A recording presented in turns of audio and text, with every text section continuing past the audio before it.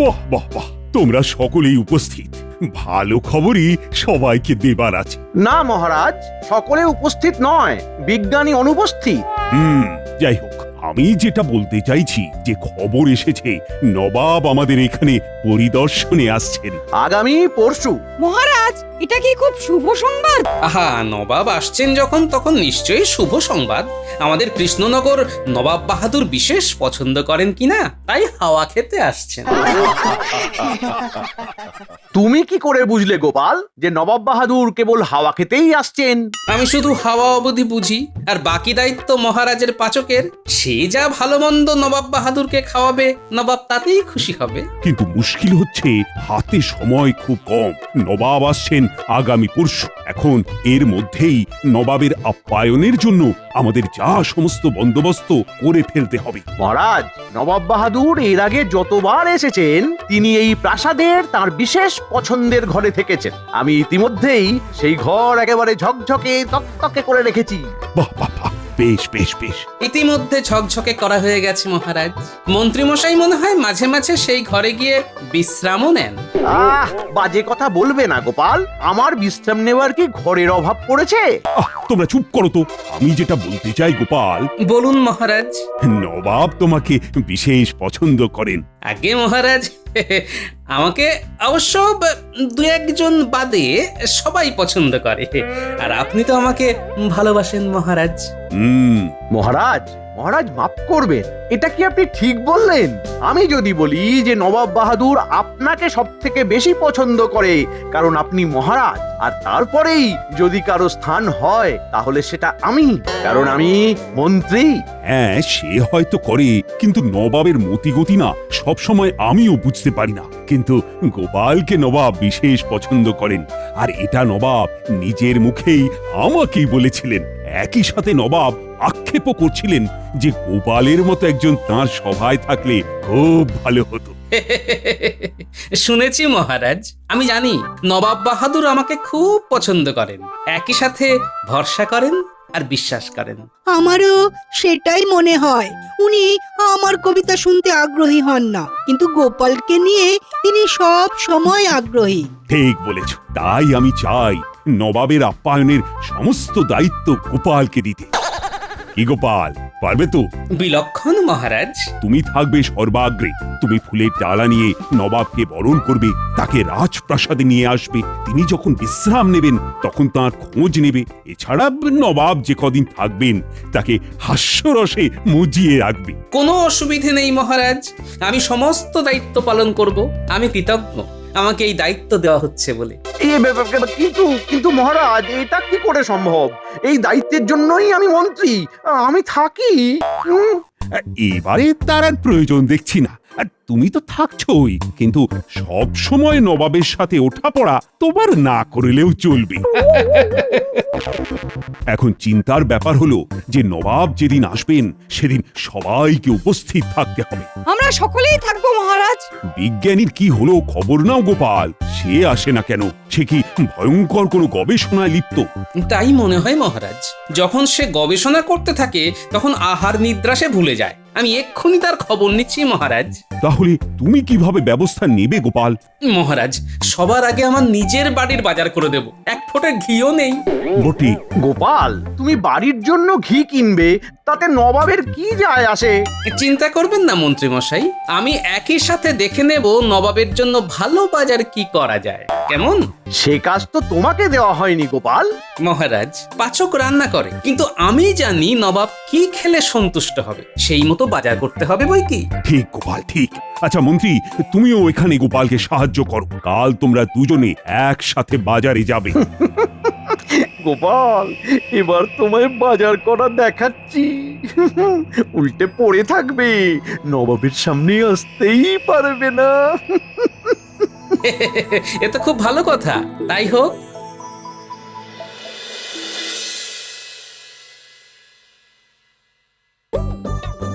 বুঝলে বিজ্ঞানী, তোমার এই গবেষণাগারে দিনের বেলাতে কিরকম গা ছমছম করে। তুমি ওই গামলার উপর উপর হয়ে কি করো? এটা ওই গবেষণারই একটা অংশ বলতে পারো। মহারাজ যে বড় চিন্তিত তুমি আসছো না। হ্যাঁ, আমি কয়েকদিন পর থেকে নিশ্চয়ই যাব। একটা আবিষ্কারের শেষ পর্যায়ে এসে গেছি। বাহ, সে তো খুব ভালো কথা, কিন্তু নবাব আসছে পরশুদিন। ও বাবা। সবাইকে যে উপস্থিত থাকতে হবে নবাবের সামনে, না হলে যে তার অসম্মান হবে। আচ্ছা বেশ, কাল থেকে আমি যাব। তোমার আবিষ্কারখানা কি যদি একবার বলো বিজ্ঞানী। হ্যাঁ গোপাল, তোমাকে বলতে বার থাকি। এই দেখো। এ তো একখানা বুড়ি, ওই গুলির মতো, কিন্তু কাচের নয়। না, কাঁচের নয়। আর এই দেখো মিশ্রণ। এই মিশ্রণ কিছুটা গুড়ির উপর মাখিয়ে তাতে আগুনের ছোঁয়া দিতে হবে। তাতেই এটা থেকে ধোঁয়া বেরোবে। এই ধোঁয়া বিষাক্ত ধোঁয়া নয়, আর এতে সুন্দর গন্ধ বেরোবে। আচ্ছা বুঝলাম, কিন্তু এই ধোঁয়া যার মুখে লাগবে সে কিছুক্ষণের জন্য চোখে খুব কম দেখবে। ধরো গোটা একবেলা। হ্যাঁ, ওই সময় সে কোনো কিছু শুনতেও পাবে না। হ্যাঁ, সে কি? যদি যুদ্ধ বাঁধে তাহলে এই ধোঁয়া খুব কাজে আসবে। অদ্ভুত আবিষ্কার তোমার। কিন্তু বিজ্ঞানী, ধরো আমি এটা দিয়ে আমার শত্রুপক্ষকে একদিনের কালা আর চোখে যাতে দেখতে না পায় তার জন্য ধোঁয়া দিলাম, কিন্তু সেই ধোঁয়া তো আমার মুখেও আসতে পারে, তখন কি উপায় হবে? সে কথা আমি ভেবেছি অবশ্যই। তার জন্য এই কাপড়, এটা মুখে বেঁধে নিতে হবে। যে সে কাপড় নয়, ধোঁয়া লাগলে এই কাপড় শুষে নেবে, যেটা যেটা আবার অন্য কোনো কাপড় পারবে না। মানে শত্রুপক্ষ মুখে কাপড় বেঁধে ধোঁয়া আটকাবার চেষ্টা করলেও কিছু আটকাতে পারবে না। তুমি এটা মানুষের উপর পরীক্ষা করে দেখেছো? আমি ইতিমধ্যেই 25 জনের উপরে প্রয়োগ করে দেখেছি, পুরোপুরি সফল। চমৎকার বিজ্ঞানী, চমৎকার। তোমার গবেষণা তাহলে চূড়ান্ত সফল। মহারাজ তো তোমাকে পুরস্কার দেবেই। তবে এক্ষুনি কিছু বলার দরকার নেই, কেমন? অন্য কেউ আসুক, কাউকে তোমার এই আবিষ্কারের কথা বলবে না, বুঝলে? কারণ দেওয়ালেরও কান আছে। না না, আমি এই মুখে কুলু পেটে দিলাম। এখন নবাব এসে ফিরে যাক, তারপর যা ঘোষণা করবার করবে। আমি এখন আসি। হ্যাঁ, নিশ্চয়ই গোপাল, সাবধানে যাও। সবই তো বুঝলাম মন্ত্রীমশাই, কিন্তু এ কেমন ধরা কাজ? চুরি না, ডাকাতি না, শেষে বাজারে গিয়ে সব থেকে সস্তা ঘি বেচতে হবে। শুধু কি তাই, সেই ঘিয়ে আবার জুলাপ মেশাতে হবে। হ্যাঁ, ছদ্মবেশে বাজারে গিয়ে বসবি। সব শিশিতে জোলাপ মেশানো ঘি থাকবে না, শুধু যে ঘি গোপাল কিনবে সেই শিশিতে জোলাপ মেশানো থাকবে, বুঝলি? কাজটা ঠিক মতো করে দিতে পারলে বড় পুরস্কার। যাই, এখন ঘি কিনে শিশিতে ভরি। যা যা যা যা যা, তোরা বাজারে বসবি আর এই অনুমতি পত্রটা দেখাবি। আজ্ঞে।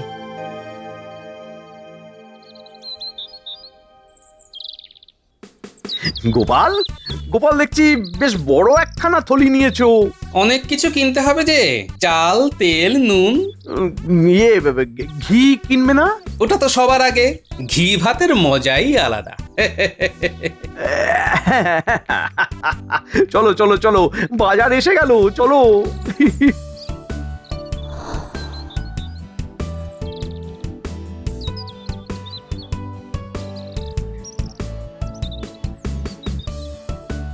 আসুন আসুন, কি সৌভাগ্য আমার, খুব ভালো চাল আছে।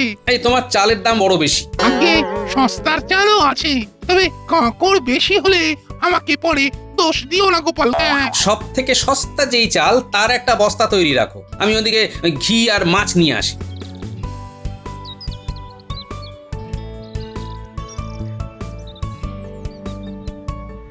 শোন, কাল তোর থেকেই আমরা রাজবাড়ির বরাত নেব। নবাব আসছেন।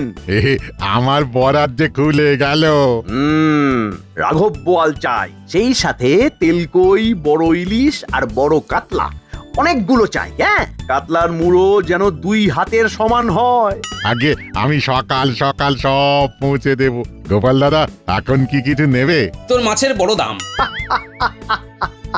ওই ছোট ছোট পুঁটি মাছ আমাকে 5টা দে, কড়ি বেশি দিতে পারবো না কিন্তু। তোমার জন্য পুঁটি মাছই ঠিক আছে। এবার আমাকে ঘি নিতে হবে। ওই তো বাজারে নতুন ঘিওয়ালা বসেছে, সস্তায় দিচ্ছে। হ্যাঁ তাই নাকি?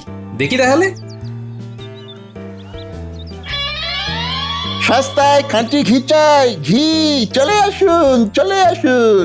খাঁটি ঘি একেবারে জলের দরে। বাহ, এই তোমরা কারা? আগে তো দেখিনি। আমরা দূরদেশ থেকে এসেছি, এই কটা ঘি আছে, বিক্রি করে চলে যাব। কত দূরের দেশ? সেই পাহাড় থেকে, হ্যাঁ। সেই হিমালয়? হিমালয় থেকে নদিয়া এসেছো ঘি বেচতে? আমাদের ওখানে মানুষ কম, গরু বেশি, তাই অনেক ঘি হয়। গোপাল, অত কথায় কাজ কি? দেবে তো নাও, না হলে সময় নষ্ট না করে চলো। দাও দেখি তোমাদের ঘি। খুব সস্তায় পেলেন, আজকেই বাড়ি গিয়ে খেয়ে দেখুন, মনে হবে এত সস্তায় অমৃত খাচ্ছেন। নিশ্চয়ই, আমি এই বাড়ি গিয়ে এখনই ঘি ভাত আর পুঁটি মাছের ঝোল খেয়ে বেরোবো।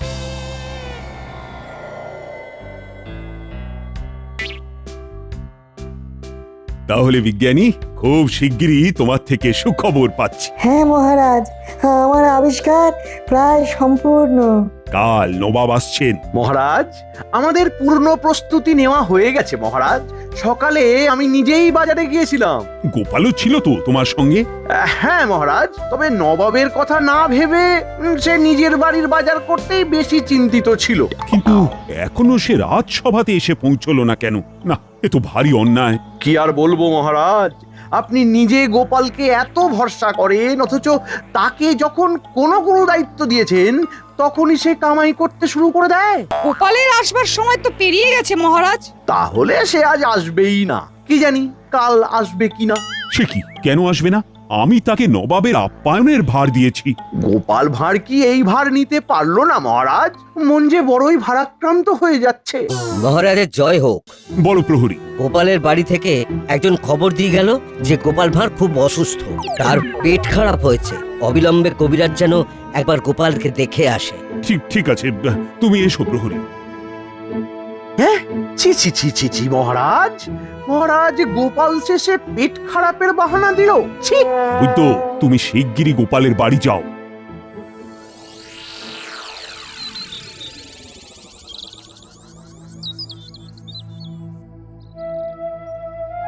কি বুঝছো নারী ধরে বৈদ্য?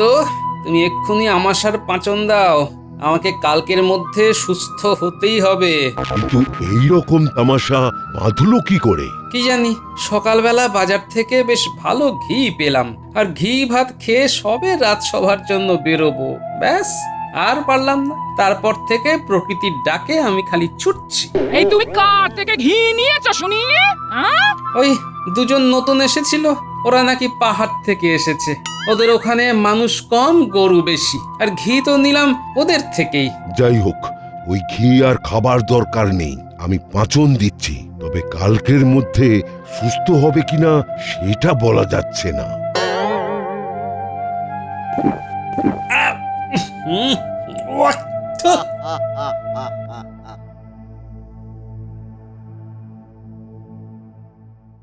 আমি যদি কাল নবাবের সামনে না দাঁড়াতে পারি, তাহলে মন্ত্রীর লাভ সব থেকে বেশি। কারা ওই ঘি দিল?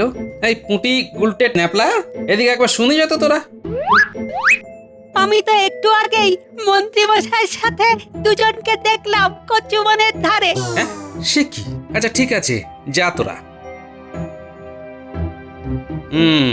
মনে হচ্ছে বটা ঘটা আর মন্ত্রী ছক কষে আমাকে ঘি বিক্রি করেছে। কাল রাজসভাতে আমি বলে ফেলেছিলাম যে আর কিছু না হোক ঘি আমাকে কিনতেই হবে। মন্ত্রী নিজেই বলল দুজন সস্তায় ঘি দিচ্ছে। আচ্ছা, আমার মাথার ঘিলু কি কমে গেল? হ্যাঁ, ঠিক ওই দুজন বটা আর ঘটায়, পুরোটা সাজানো। বেশ, আমিও দেখি কি করতে পারি।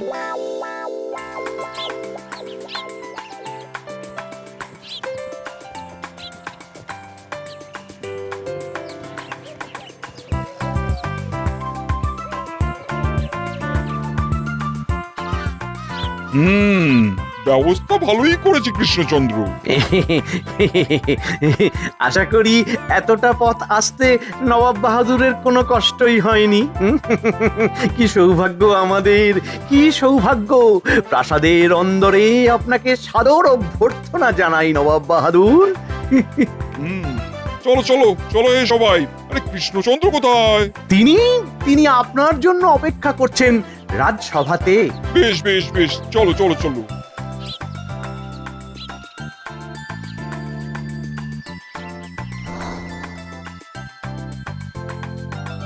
কৃষ্ণচন্দ্র, তুমি সভা চালাও, আমি বরং বিশ্রাম নিই। নিশ্চয়ই নিশ্চয়ই, আপনার বিশ্রামের জন্য সুসজ্জিত কক্ষ প্রস্তুত। গোপালকে দেখছি না যে। গোপাল একটু অসুস্থ হয়ে পড়েছে। তা সে কবে সুস্থ হবে? আমি গোপালকে দেখে এসেছি, সে ওই ৩-৪ দিনের মধ্যেই সুস্থ হয়ে যাবে। ভেবেছিলাম পরশু চলে যাব, কিন্তু গোপালকে না দেখে যেতে মন মানছে না। গোপাল সুস্থ হয়ে আসুক, তারপরেই যাব।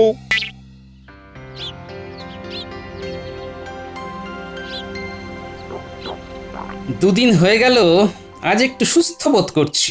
এখন আমার কোনোভাবেই বসে থাকলে চলবে না। কি গো গোপাল, কেমন আছে শরীর? ওদিকে তো ধুন্ধুমার। আজ একটু সুস্থ। যাক, খুব ভালো। এদিকে নবাব তোমাকে না দেখে যাবেন না। আজ তাহলে তুমি প্রাসাদে আসছো? বিজ্ঞানী হে, অনেক কিছু কাজ করতে হবে। তুমি এসেছো খুব ভালো হয়েছে। তোমার আবিষ্কারের আরেকটি পরীক্ষা করতে হবে। কি রকম? এই ন্যাপলা, আছিস কাছে পিঠে? যাক বাবা, এক ডাকেই তো সাড়া পেলাম। শোনো বিজ্ঞানী, তুমি ন্যাপলাকে নিয়ে যাও আর তোমার আবিষ্কারের কথা বুঝিয়ে দাও। হ্যাঁ আচ্ছা বেশ। আমি তোমাদের বুঝিয়ে দিচ্ছি কি করতে হবে।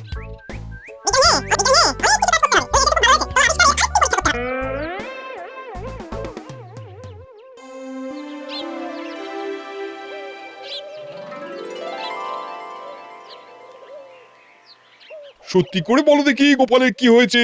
আজ 3 দিন হয়ে গেল, সে এসে আমার সাথে দেখা করছে না কেন?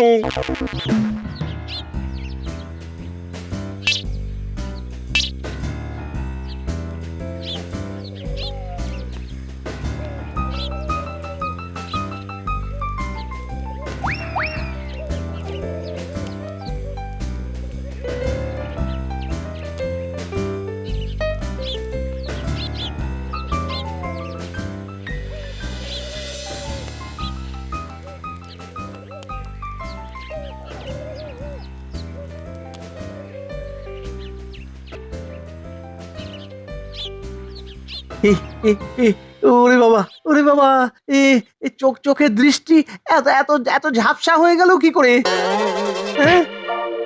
আবার কি? তুমি আমাকে ধাক্কা মারলে কেন? কি হচ্ছে মন্ত্রী? এই মন্ত্রী, এই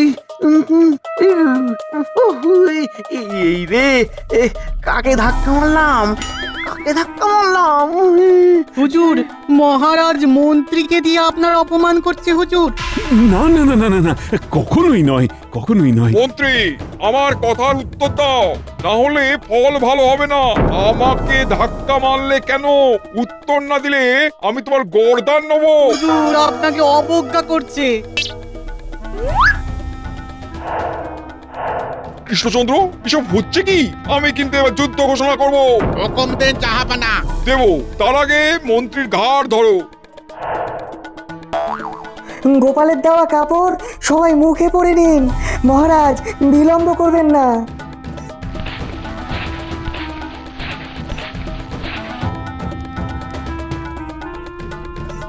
এসব হচ্ছে কি? এই এই ওরা কারা পাটকাঠি জ্বালাচ্ছে? এই যে আমি এসে গেছি নবাব বাহাদুর। কি ব্যাপার? এসব হচ্ছে কি? সবাই মুখে কাপড় পরেছে কেন? গোপাল, তুমি কোথায় ছিলে? বলো, মন্ত্রী এরকম করছে কেন? মন্ত্রী কালা হয়ে গেছে নবাব বাহাদুর। আপনিও আর এখানে থাকবেন না, তাহলে সবাই আপনারা কালা হয়ে যাবেন। ওই মন্ত্রীর মতো হাল হবে। এই সব আমাকে অপমান করার জন্য। চলো যুদ্ধ শুরু করো। কি কাণ্ড! ও গোপাল, আমাকে সব বুঝিয়ে বলবে? যত নষ্টের গোড়া আপনার মন্ত্রী। আর এই যে দেখছেন, এইসব বিজ্ঞানীর নতুন আবিষ্কার। আক্রমণ! ওরে বাবারে! আক্রমণ! কিন্তু গোপাল, নবাব আক্রমণ বললেও সেনারা কেউ কিছু করছে না তো। ওরা কানে কেউ কিচ্ছু শুনতে পারছে না, চোখেও ভালো দেখতে পাচ্ছে না। মহারাজ, এই বেলা নবাবদের জুড়ি গাড়িতে করে মুর্শিদাবাদ পাঠিয়ে দিন, কাল পৌঁছে যাবে। এরকম হয়ে থাকবে নাকি? আগে একটা গোটা দিন গোটা রাত সব বুঝতে বুঝতে নবাব তার জায়গায় পৌঁছে যাবে মহারাজ। সেই ভালো। সেনাপতি, তুমি সৈন্য নিয়ে নবাবদের সবাইকে ধরে জুড়ি গাড়িতে তুলে দাও। গাড়ি যাবে সোজা নবাবের প্রাসাদে। যে আজ্ঞে মহারাজ। এবার তাহলে কি করা যাবে মহারাজ? শত্রুপক্ষকে ছেড়ে দেবো? হাজার হোক নবাব আমাদের অতিথি, এখন আমাদের মন্ত্রী হবে নবাবের অতিথি। এটা ঠিক কাজ করেছেন মহারাজ। কাল নবাব আর বাকিদের যখন হুঁশ ফিরবে, সবকিছু শুনতে পাবে, দেখতে পাবে, তখন আমি চাই নবাব আমার মন্ত্রীর সাথে বোঝাপড়া করে নিক। নির্ভুল মহারাজ। এই সোজা নবাব আর বাকিদের নিয়ে চলে যাও মুর্শিদাবাদ।